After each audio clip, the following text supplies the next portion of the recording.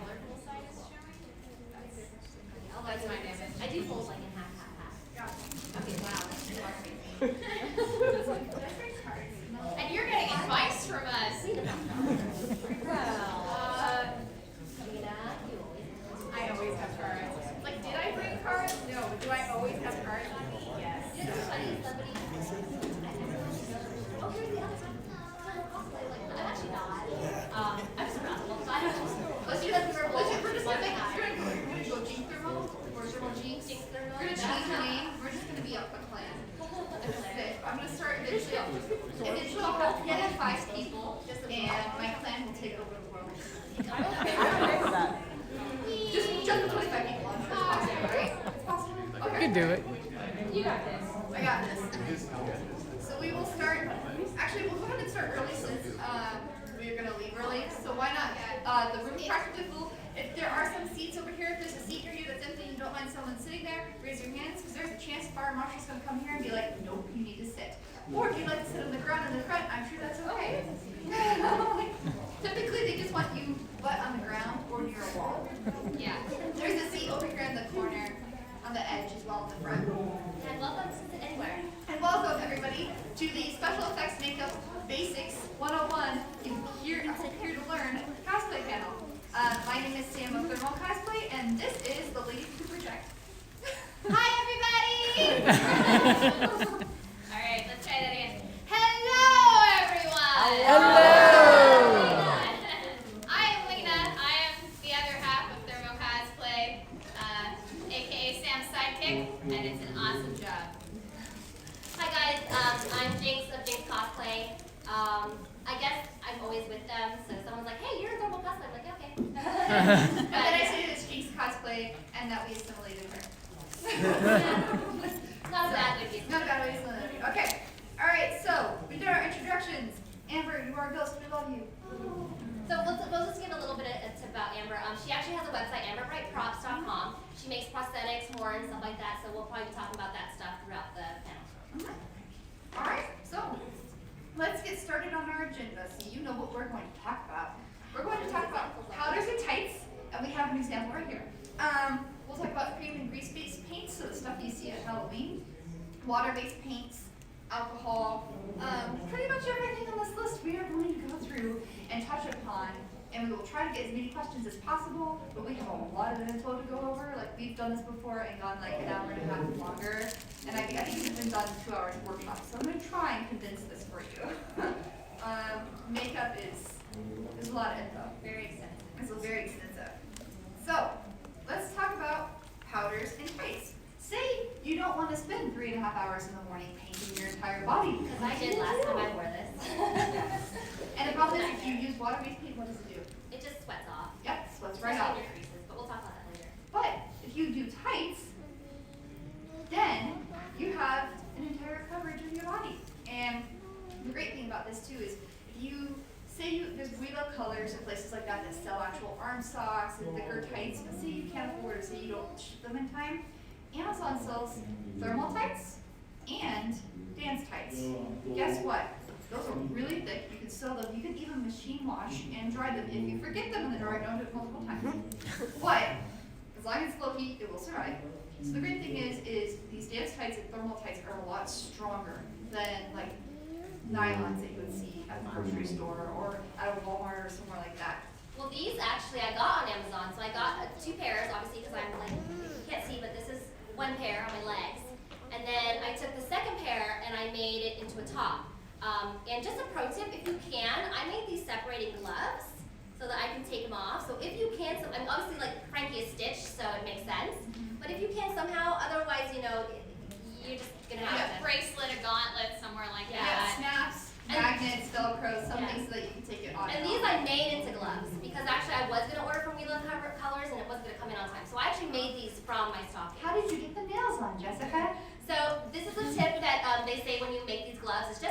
fingernails, because from a distance it just makes it look a little more realistic. Obviously I'm green, so it can't be that realistic.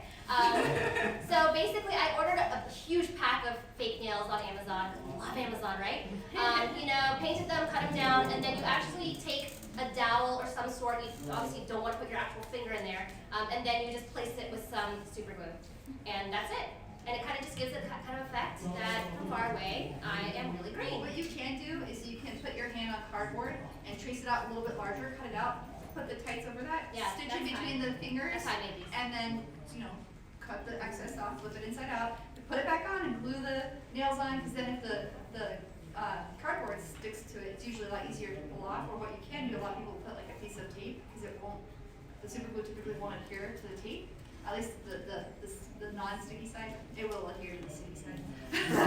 But do make sure you are making it bigger than, you know, we can always, it's tight. It will shrink down to the size of your finger if you make it too big. You can't make it bigger once you've gone that far. So. And tights stretch pretty far, but they don't stretch that far. So just when you draw your little template, make it a little bit bigger. Like spread your hand out as far as you can and make it a little bit bigger. So yeah, tights are a really good option. Say though you're really low on time and you're desperate, you can't just go to a makeup counter and get different colored eyeshadows and blushes and just powder the snot out of yourself, and then you use sealing spray. And that still takes a lot of time. That'll probably take an hour because you're still powdering yourself, but it works, especially if you seal it with something like a final matte spray by Maron or Ben Nye. I prefer the alcohol-based spray because with powders, it makes it adhere to your skin longer. But if you do have something that's more water-based and you want to use a water-based sealant, make sure it's a matte sealant, not a high gloss. I've seen people not understand why they're so shimmery. There are two different kinds of sealants. The matte is the best, especially for skin. So if you want to look like a lizard person, do the high gloss. You will be super shiny. Or you want to look like you're sweating a lot. You know, you're like like you're Batman. You've got your cowl off. You've been beating the crap out of people. Just you spray that on. You're good.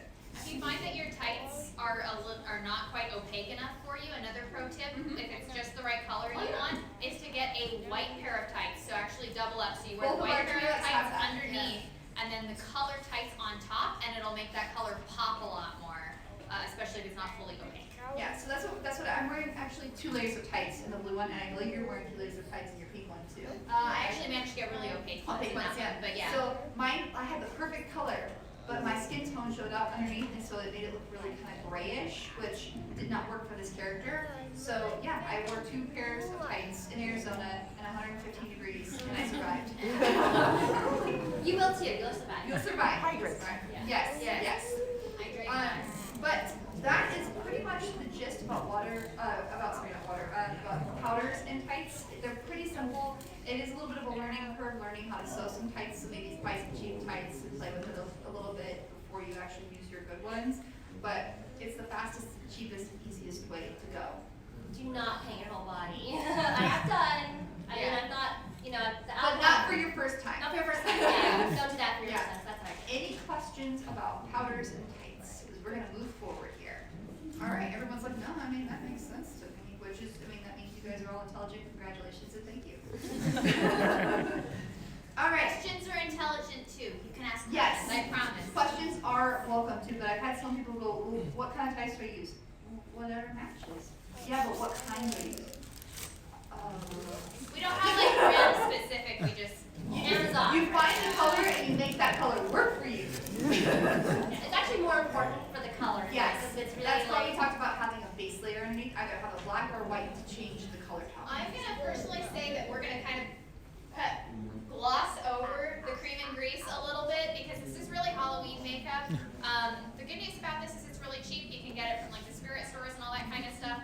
But it rubs off on everything, There's really including no way to you, your seal it. clothes. There's no way to seal it.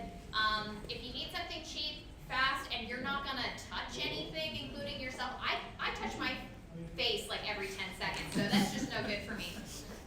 It's certainly a way to go to get started, to start playing with it, but if you're gonna do this for a con where you're gonna be wearing it for more than an hour or 2, I would just skip cream and grease And makeup. it's fine if you're doing it like detail work on the face or like something on your hands, and then that's just like smaller, like you're not gonna touch a lot, or it's in an area where it's what I call not high friction, so you're not moving a lot, then that's okay. But know that after powdering it, it still remains tacky, and if you smudge it, it will just go across. It does not ever it doesn't cure, is kind of what it is. It never fully cures on your body. But so, it does require a lot less layers, so if you're doing like a yeah, photo shoot and real vibrant quick, colors too. and you're not gonna move for that photo shoot, it's good in that situation because you don't have to put on like a million different layers. For an like 8-hour day at the con, don't go cream and grease. Unless, like I said, like if you're gonna do like a face makeup where you're just doing some detail work, like if you've already done your base paint and then you just wanna kind of do detail work on top, that usually works okay. But again, it moves, it smudges, and it transfers to everything, and getting it out of clothing. Let's just say my first foray into, I had a cream-based makeup that was a cream water hybrid, because I cannot have full cream. I break out in hives. That's another thing before we go forward. If you are using makeup and you've never worn it before, the underside of your arm is the most sensitive area of your body. It sounds weird, but it is. You put a little bit there, you go do some chores. You come back, and if you're in pain or you've got blisters or hives everywhere, you wash it off, you treat it, maybe go see a doctor. But do not immediately put it on your face, do not immediately put it there. You can still have a reaction on your face. I have a reaction to latex from my collarbone up, from the collarbone down, I can put it anywhere. How do I know this? Because I had a professional body painter do some things, and I was like, whoa, latex works on my boobs? So it's one of those things that like you're surprised because you're like, I haven't reacted to it. It's different parts of your body react. So if you work here, then try your neck, then try a cheek, but don't go full on makeup until you've tested it in different places and you're sure you're not going to react, because it took me 3 weeks to clear up when I had a reaction to spirit gum and grease. Yeah. So. allergies are real, people. All right, so now we're going to talk about the best beginner. That is a lot of you because you use way more water-based stuff than you do. Like I'm obsessed with alcohol and silicone. They're really hard. We'll talk about that later. But water-based paint is really good for beginners. And I'm so sorry about the quality of this picture. This projector is not my friend. But at least you get the gist. You want to talk about how you apply? Because I apply paint differently than she does. We all apply it in different ways. Yeah, so water-based paint, you've probably seen it, you didn't realize it. You go, your kids get face painted, and they have these little pots, that's water-based paint. They dip brush in the water, yeah. So basically, you can buy water-based paint in a liquid form, but it's actually easier to use it in a cake form, that they call it. And you can buy them in like big pots, little pots, you know, up, down pots, I don't know. And they have probably the largest variety of colors. Yes. So you won't have to create mixes if you're absolutely desperate for some specific color, because mixing does get tricky. But yeah, mixing does get tricky, but you can do it.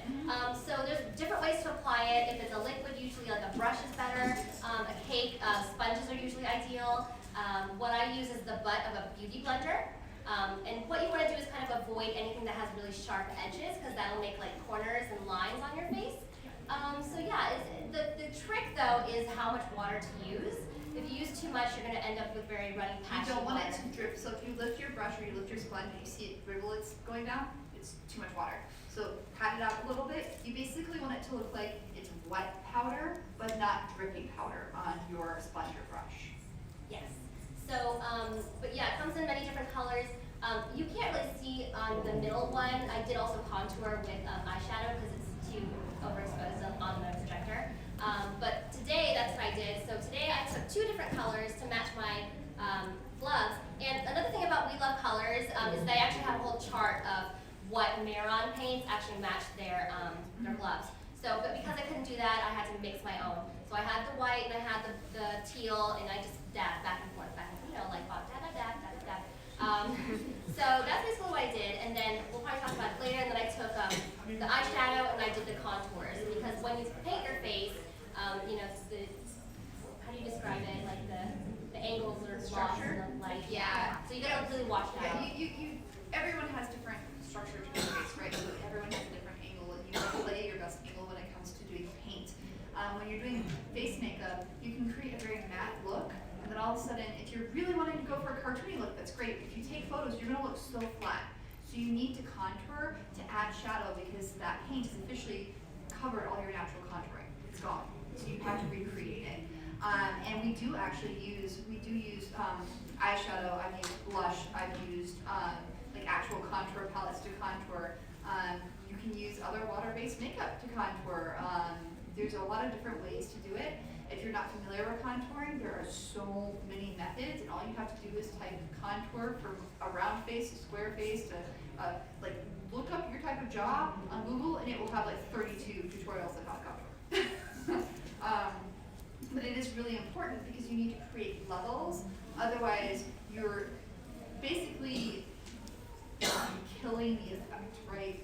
You're not as hyper-realistic as you need to be. Even though you're human and you're standing right there, you look flat. And that's something you want to avoid with makeup. Yeah, so contouring is it's an optional step, but it really is going to make a huge difference, especially in your pictures. So, and like Sam said, like water-based is super easy to pick up. It's great for beginners. You know, you can learn the contouring on the way. Eyeshadow, everyone can access eyeshadow. They have these like giant palettes on Amazon, right? Like with like the 40 colors or whatever. Yep. Perfect, because then, you know, if you want to paint yourself a different color next week, you just use that same palette. And she uses sponges to apply. I use brushes, so I use a kabuki brush, or I use paintbrushes. Just because I have a very small face and I have narrow angles, and using a paintbrush or kabuki, like kabuki to do the base layer, and then the paintbrush to come in for contours or get into areas of my nose that are a little bit tighter, is a lot easier. And paintbrushes are made to pick up water in a certain way, so you actually don't end up absorbing as much water as you would in a sponge. Or you Still, potentially have still to dab. No brushing. stippling like this. Yeah. Dab, dab, dab. Yep. You gotta, if you make any kind of strokes, you will absolutely see that in the makeup. So if you've ever tried to do it and you're like, why am I so streaky? It's because you're, you know, brushing. You gotta just beat yourself up. Yep. Yep. Water-based, the big reason that people start to move away from that and into alcohol later is because alcohol lasts against sweating, and like, you know, water-based is based in water, and our sweat is based in water. So when we sweat, or we sweat in our creases, anything like that, it tends to go away. Now there are things you can do to seal it. Yep. There are sealants.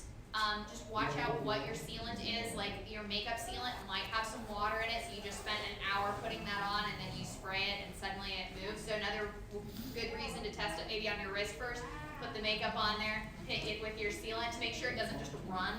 But they make specific stuff, and they actually even make sealants that you can mix in with the water-based paint. Additionally, when you're doing that makeup, you do usually want to use primer, kind of depending on your face. But so primer on your face first, lotion basically, then the makeup, And that fills in all your pores so a that you don't have sealant. anything falling in weird. If you get like an alcohol-based sealant, just like don't spray it super close to your face. You know, keep it nice and away, like spray delay. Then it'll stay a lot better. So if you're thinking about water-based and you want to do a whole con, definitely also look into what your sealant options are. Maron, one of the most popular water-based brands, has a number of sealants available, and if you go to their website, they talk about how their different sealants work, but you don't have to go crazy, just find something to help you out. That's what I usually do for her. She does it to be like, and we use a crazy orange, hot pink, and like a pastel blue, and we mix them all together to actually make hot pink, because of her skin tone, we can't do it unless we do it that way. Yeah. But the thing is usually the first coat I use water, and then the second coat I pour the sealant into a little bowl, and I use that as my water, and it helps it last longer for her. Yeah, because I can't do alcohol paint. Yeah. It has reactions. It's no good. She was one of those ones where we tested her wrist and she was fine, and then we put it on her face and she was not okay. Yeah, but I did it before we went to con. Test run. Yeah, test run. Because let me tell you what, it started to burn, and if I'd have been, you can't take alcohol off in the sink with soap and You have water. to put coconut You oil. have to put Yeah. something on it. So if I'd have been at con with my face burning, that would have been all the bad. So don't do it, guys. Seriously, promise me you'll test run. Yeah. Another thing about water-based is if you do want to airbrush it, just understand that you'll need to thin it out a little bit more. And every paint has an expiration date. So most water-based paints have a 36 to 48 month shelf life. If you go past that shelf life, it will gum up your airbrush, or it won't paint on you correctly. you notice that things are caking and you're getting weird little spots that are just clumping around your face and body, you might want to check and see the date on that particular makeup. When makeup expires too, you can cause more severe reactions. So please do not use it past your date. With water-based makeup, if you use a paint palette, do not close it while it's still wet. Let it air out, let it dry completely for about 4 to 6 hours. Otherwise, you will be growing mold. I've done it. I grew a colony and I was offended at them. They were not like baby children. Uninvited. They were parasites. But yeah, you just need to make sure that it's completely clean. Cleaning your brushes regularly too, so you prevent reactions, helps as well. There's a lot of cleaners that you can use that have different hypoallergenic properties, so that if you're sensitive to things, you can avoid having a reaction too. We talk about reactions just because we want you to have an enjoyable experience and not a horrifying one. You don't want you to go to con and all of a sudden you get rushed out in an emergency vehicle of some kind, and people are like, oh my gosh, did you see the oils in that person's face? Yeah, not pleasant.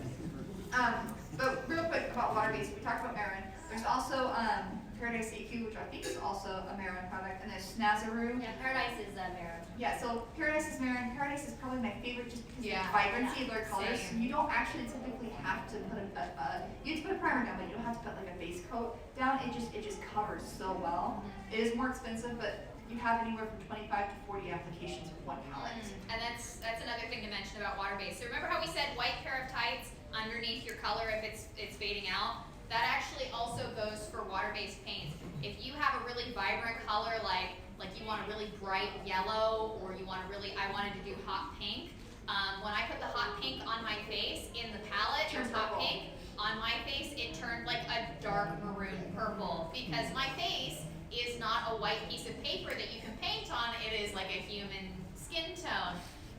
So you may need to mix colors or start with a lighter base first and then put the color on top of the lighter base, like a white or like Pastel a light blue, yellow or or pastel blue. If your face is Those naturally are red, a light green, because it tells out all the red. Yes. Very light, so that works too. Yep. And then there's also Neon Glow. So Neon Glow is mixed with a product called Strong Team Illuminate, which is a non-toxic skin-safe product. It's a powder that they mix with water. And so when you put it on your face, you're not really going to see it very well defined. It's going to look like a little tiny streak or dot. It's not going to be incredibly bright. The minute you turn off the lights, you are a freaking glow light. You're a little glow stick on your skin. And the good thing about this is weird. This is one of the water-based paints that's actually really hard to get out because the Strong Team Illuminate's like, skin. So it stays. So this is one of those times where you may have to use a special soap to remove it, or just put some, what we like to do is put coconut oil in our skin, let it soak in for a little bit, and it makes washing it off so much easier. There are also your ears, doesn't matter what kind of paint it is, even grease paint, ears like paint. So make sure you have lots of Q-tips or some kind of sponge brush that you can wet and just start cleaning out your ears, or just don't paint your ears. I'm getting my ears today. Yeah, covered. There you go. But they're mostly covered in But yeah, if you want to paint like the lobes and stuff, but when you start getting in the ear, I suggest powder over paint, because powder's a little bit easier to clean off than paint. I put paint in my ear. That's a good point, kind of also that'll apply for alcohol paint, so we can kind of move into that. Don't try to paint on your eyeball, guys. Like, especially if you haven't tested out that paint before, I recommend giving yourself a little bit of raccoon, like kind of don't do it right around the end, and then taking powder, like eyeshadow powder that matches the color that you want to do for that last little bit for underneath your eye and on top of your eye, because these things are skin safe, not eyeball safe. Not that eyeshadow is necessarily super eyeball safe, but it's a little bit more tested, a little more, rigorous for that sort of thing. So get up kind of close, but don't try to get the actual paint right up to the edge of your eyelid. Maybe use some like eyeshadow or something like that for that last little bit. And again, if you hit it with that setting spray, some sort of setting spray at the end, it'll hold because, your eyes tend to hold that stuff pretty good. Yep. They also sell specific primer for your eyes, so that when you do the primer and you let it set, and then you add like maybe an eyeliner or eye powder, it will stay longer too. So that'll help prevent sweating from making it kind of leak down your face. I think also if your character wears like dramatic eye makeup, you can leave that kind of light and then just do your regular eyeshadow over it as well. Yep. So now we're going to move into alcohol-based paints unless anybody had questions about water-based. Anyone have any other questions to start in Anything we're good for now? We're all okay? All right. Oh, go ahead. Yellow shirt. I think it's yellow, or is it white? I can't tell. I'm wearing purple contacts. It messes with colors. Awesome.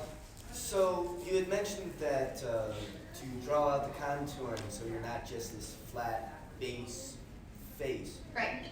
Does that apply for all makeup or just Honestly, water-based makeup? in my opinion, all makeup, unless like if it's a natural skin tone, if it's just a foundation, typically it's not, unless you're using like the heavy airbrush foundations.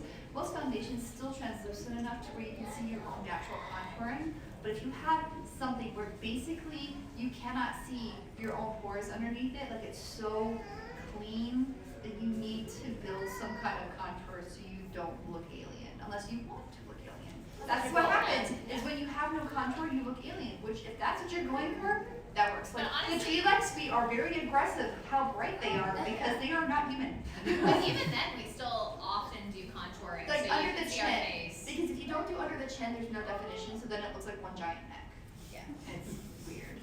Well, Amber does not look like that in the picture properly, the one in the red, but that's what we're talking about Yeah. because the projector's bad. Like, Yeah. you know, you just kind of can't see where her face ends and her neck starts. Like, that's what'll happen when you don't do, if this was a proper quality, there is that contour Yeah, in there, she but has, it's a good example. she has, when she airbrushes, we then mix in a little bit of black and we just kind of airbrush underneath the chin. And she, I think we've got a bigger picture, but her whole body is painted in this one.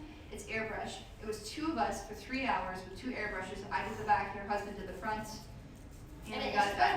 kind of like a two-piece bikinis type, right? Yeah. So pretty much every inch of her body. And the tattoos, everything. So, but alcohol-based makeup, there are a lot of different brands.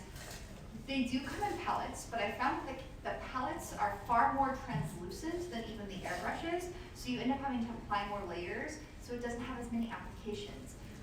Most makeup palettes, you get, like I said, 25 to 40 applications. If you use an alcohol-based palette, you typically cut that in half.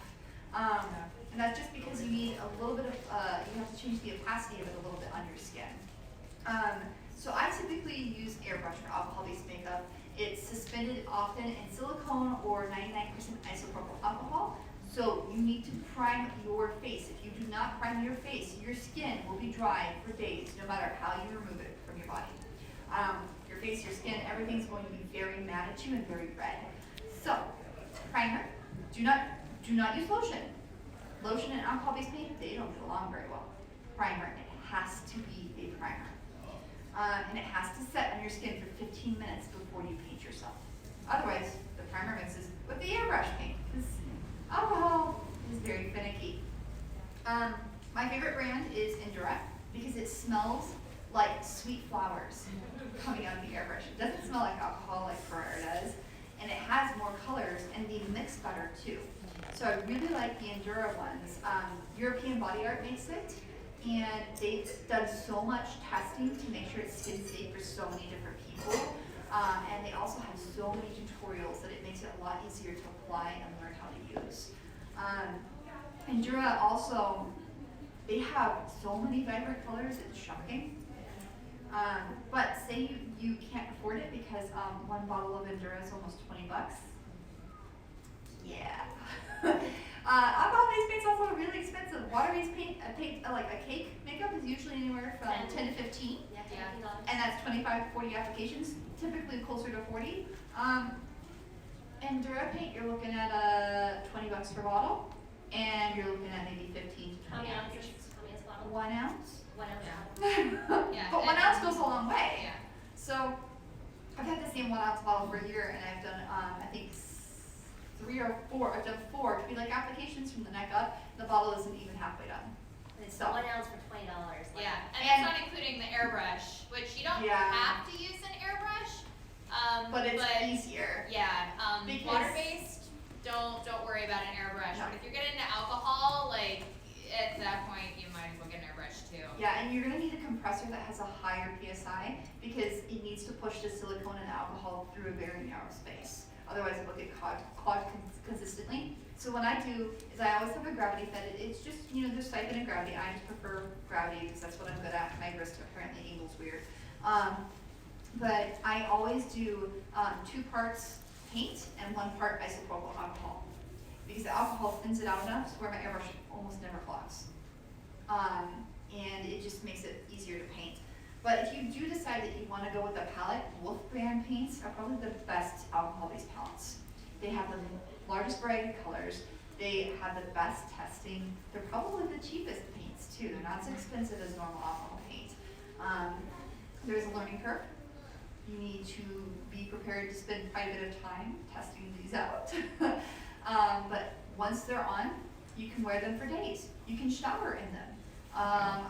Amber, she's actually, so not this particular toilet, but she's gone to the beach and she's in the ocean, and then she took a shower and just had to like reapply in the armpit area, and you know, anywhere where you hit like with soap aggressively, you know, she reapplied in 15 minutes and spent 3 more days in the same color. It was like really bright blue. It was like royal blue. Yeah. So you can do that.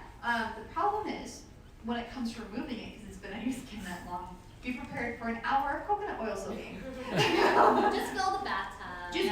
Honestly, what we do is we take the liquid coconut oil that's in like a pump bottle, and you baby oil yourself, but with coconut oil. Because we are in a beginner, I just want to go back and hit on a couple things. This is also true for water-based, but it's much more true for alcohol-based. Do not try to get the final color you're looking for on your first coat. You're like, think about like when you mess up your TV, you know how like when you turn the color wheel and it like starts getting more and more and more blue and more and more and more blue? Like you don't just go from like nothing to blue, it like slowly changes in tint.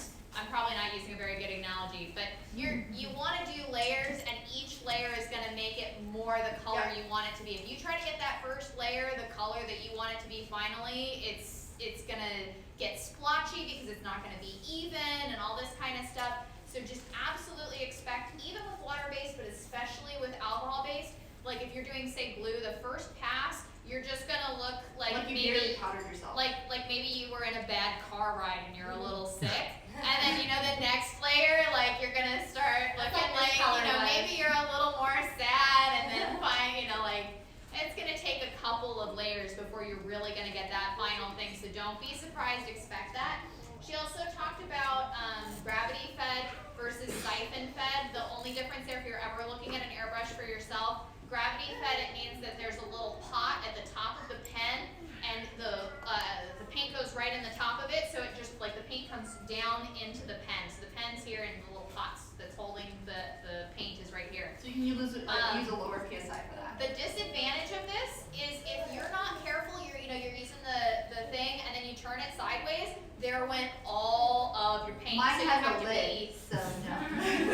Yeah, but the lid doesn't stay on very well. I have used your airbrush multiple times. So if you're the kind of person that wants to like turn it or whatever, it gets a little bit tricky. This is why a lot of people like siphon fed. Siphon fed does tend to clog more, but it's actually got like the pot actually, it has a fully closable lid, and it sucks the paint out from the bottom. But this means that you can like take the airbrush and turn it this way, that way, the other way. With the gravity fed, you have to keep it straight or else the paint falls out. With the siphon fed, you can turn it all the angles, but it's a lot more likely to clog, and if it clogs all the time and you have to stop and unclog it every single time, that's also, so it's like, where do you want your pain point is really when you're looking at the two options.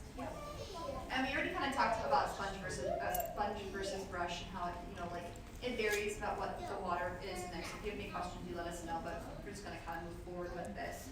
So we have lots more to talk about other than just body painting. So let's talk about liquid latex and collodion. Is anyone familiar with what collodion is? Okay, so there's a couple of you. So collodion is this itty bitty tiny little bottle. When you open it, it smells like the worst nail polish remover in existence. And when you get it near your face, your eyes and nose burn and tickle. Now this isn't a reaction. This is just literally your body going, what the? No, that's not on me. This is when you're using collodion. Do not prime your skin. It needs to go directly on clean skin. The reason I say don't prime it is because if you prime it and you put the collodion on, it literally sucks that primer basically into your body, and it's painful. So clean skin, you put 1 to 2 layers. Do not get it directly on your eye. Make sure it's within, I'd say, half an inch to an inch away from where your eye is anywhere.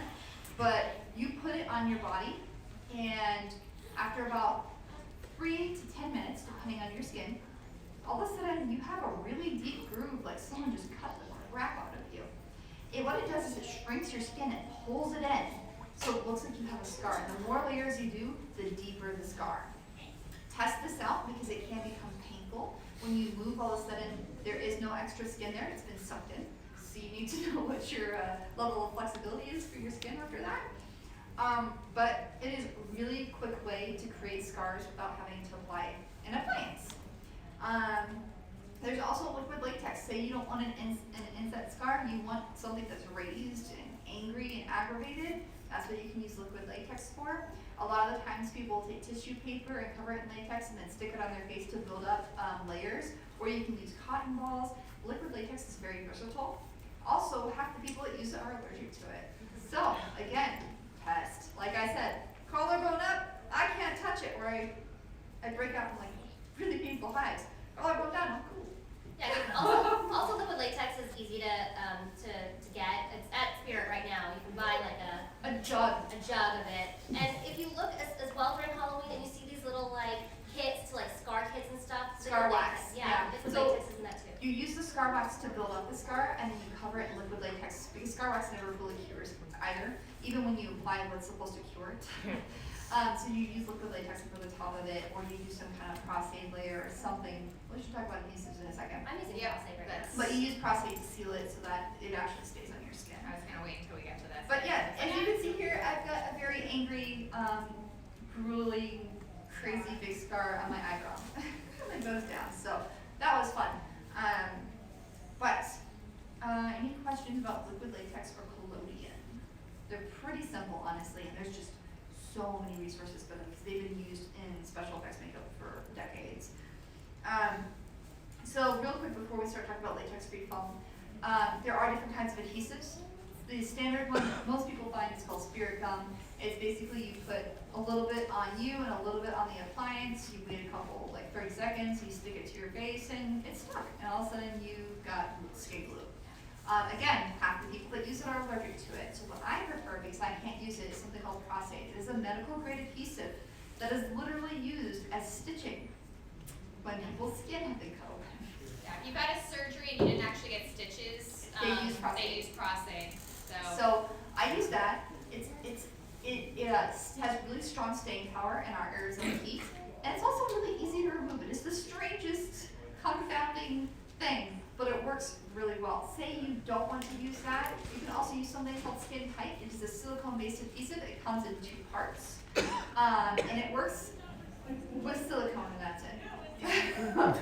So if you've got a silicone-based appliance, say you've got one really cool scar or a really cool horn or something that you want to attach to your face, and it's based out of silicone, use Skin Tight. It works so well, and you can blend it into your skin, and because it's translucent, your skin cone shows right underneath it, so you don't even have to paint I it. think we have a question down there. Do you mind spelling that? Because I think I'm hearing that word wrong. Skin Tight or prostate? Prostate. PROS-AIDE. Like think prosthetic, 8. Yeah. Prosthetic. Yeah. And I'm I actually say it funny, I'm sorry. And I'm actually using it right now. So I have these like neck bolts and they've been on forever. They're not coming off, and if I rip them off, it might hurt.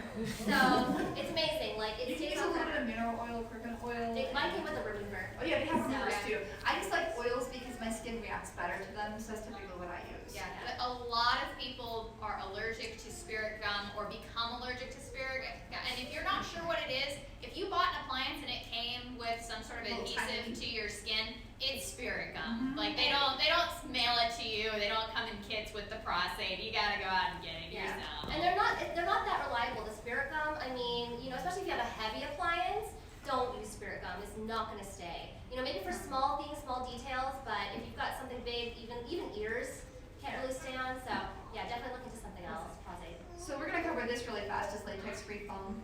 Amber Bright Crops sells products that are latex-free for individuals who do have severe allergies. It's a squishy, soft, it feels like furniture foam. It has closed cells, so it's really smooth on the outside, and it's very lightweight. So if you ever want to get into mold making and casting, which is a whole different subject, Yeah, whole different panel. latex-free foam, amazing. And it's weird because you put it in, it looks like weird liquid, and then over hours it just starts turning into foam and bubbling and bleh. We like to mention it because if you do have a latex allergy and you're thinking like, oh, I can't buy this cool thing, it exists, you can find it, you just have to go look for it. Yep. All right, there's also another, instead of, because latex, like any appliance that you find, any kind of scar, horns, so horns are typically made out of resin or plastic, but a majority of the time they actually still use latex foam or latex, just pure latex. Anything you find, there's a lot of appliances that you can put on your face that are latex. There's a lot of availability. We talk about stuff that isn't latex just because we know that latex is out there. It's very easily accessible, but if you can't handle it, here's some other options. All right, silicone. When I make ink creos, if you use silicone, unless you know somebody who can sculpt, mold, and cast, you're gonna have to do this yourself. So I sculpted on a mannequin head, and I created a mold out of resin, because anytime you use a flexible mask, you have to use a hard shell mold. Otherwise, it just sticks to itself, and like if you use like a soft mold out of like rubber, and then you try to cast silicone in it, it becomes either goopy or they become friends and they're permanently bonded forever. So you use a hard mold so you can actually take it out. But the great thing about silicone is it's very translucent. So you can put pigments into it, and you can mix it in, and you can blend it with your skin and make it very, very realistic. If you do it just right, people may not even think it's an appliance.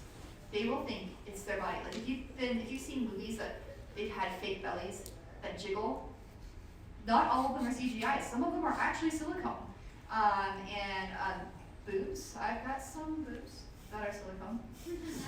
They're on a t-shirt, and I pull them over my head, and I have boobs. Because guys, I want to take them off at the end of the day. I'm not going through that transition. I'm fine with my little ones. Drag queens, thank you. But silicone is a really useful thing. It moves, it jiggles, it has skin textures. The most difficult thing about silicone is painting it. So that's why you need to dye it while it's curing. Or you need to buy specialty paints that mix with silicone and then spray or paint it on. So that is the biggest problem with silicone. Also, it lasts, most latex appliances have a 1 to 3 year shelf life, because in our arid desert, even if you take good care of them, the weather destroys it. Silicone's 20 years. So if you put the effort in, it will last. It will just keep going. Think about your foot orthotics and how long it lasts and how much wear and tear they get, but how they keep going. That's silicone. Like when they're that squishy, weird, clear stuff, that is silicone.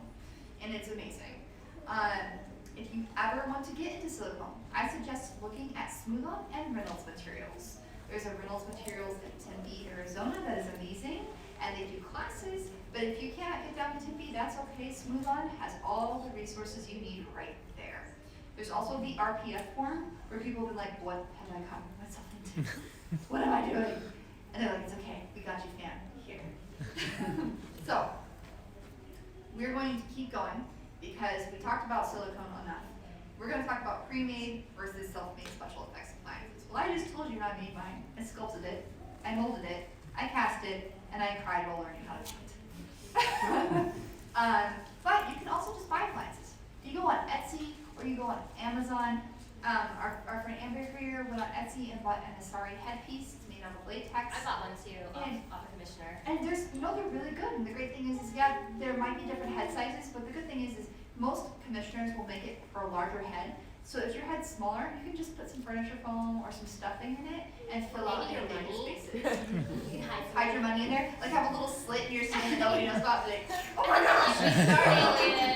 I mean, it would be kind of funny to just reach into your skin. Pull out cash. 100. I thought you wanted money. This is how we pay my rent. That's okay. But appliances don't have to be made out of latex. They don't have to be made out of silicone, and they don't have to be made out of foam. They can also just be made out of fabric. So Baby Groot is literally fabric and some styrofoam and some furniture foam and some moss that you put on those little displays, like the little baby environments that people make, the model environments. It's that moss is in the top of Baby Groot's head. And then she used sunglasses and painted eyes on them so she can see through where there's no paint.